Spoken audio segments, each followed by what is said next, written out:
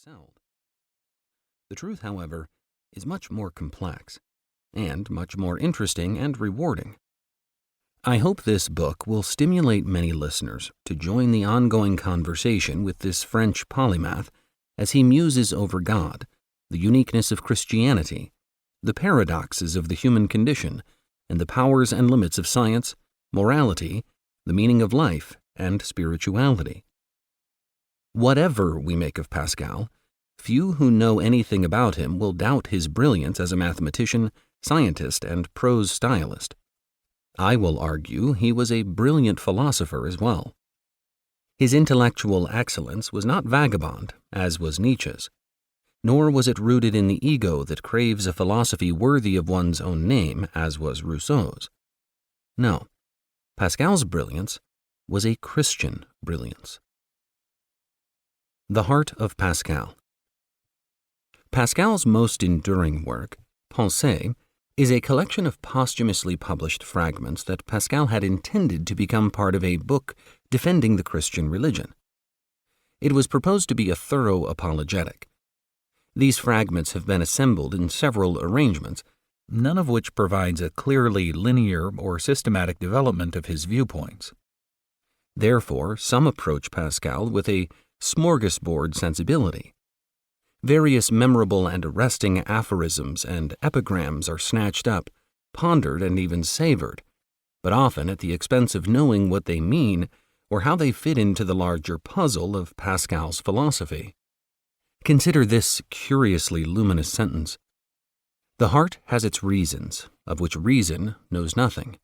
We know this in countless ways." Scores have been entranced by the poetic and paradoxical ring of this sentence. But what did Pascal mean by it? Some have taken reasons of the heart to refer to an irrational, emotional, or otherwise arbitrary preference or orientation. If so, so much the worse for Pascal. If reasons of the heart are bereft of rational justification, then they cannot be subject to logical evaluation. They would be either non-rational, such as a sneeze or wheeze, or irrational, such as believing in unicorns or centaurs. This is no position for a philosopher to take. Or did Pascal have something very different in mind, something more subtle, profound, and complex? Could the same man who amazed all of Europe with his mathematical and scientific abilities disengage the head entirely for reasons of the heart? We will explore this later in the book. Many think that Pascal was a fideist, one who divorces faith and reason and finds no rational support for religious belief. One might claim that in matters of mathematical calculation and scientific experimentation, Pascal employed reason and observation, but in the realm of religion, he took another course. Some of his statements, taken by themselves and out of context, can indeed be read in this way. It is the heart which perceives God and not the reason. That is what faith is, God perceived by the heart, not by reason.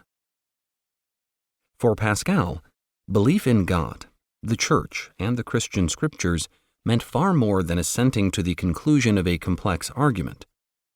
Faith involved submitting the core of one's being to a supernatural being who calls one into a transformational encounter and an ongoing engagement. On the other hand, Pascal, in the last few years of his life, proposed to write a reasoned defense of the Christian religion, Apology for the Christian Religion, which would win over the skeptics and unbelievers of his day to Christian commitment. One of the fragments from that intended work was so bold as to claim, "One of the ways in which the damned will be confounded is that they will see themselves condemned by their own reason, by which they claimed to condemn the Christian religion." When Pascal laid out the strategy for this defense of Christianity, he did not dispense with reason as a tool for commending faith. He did not lay aside his prodigious intellectual skills by abandoning rational argumentation. Consider his program for his proposed apology. Order. Men despise religion. They hate it and are afraid it may be true. The cure for this is to show that religion is not contrary to reason.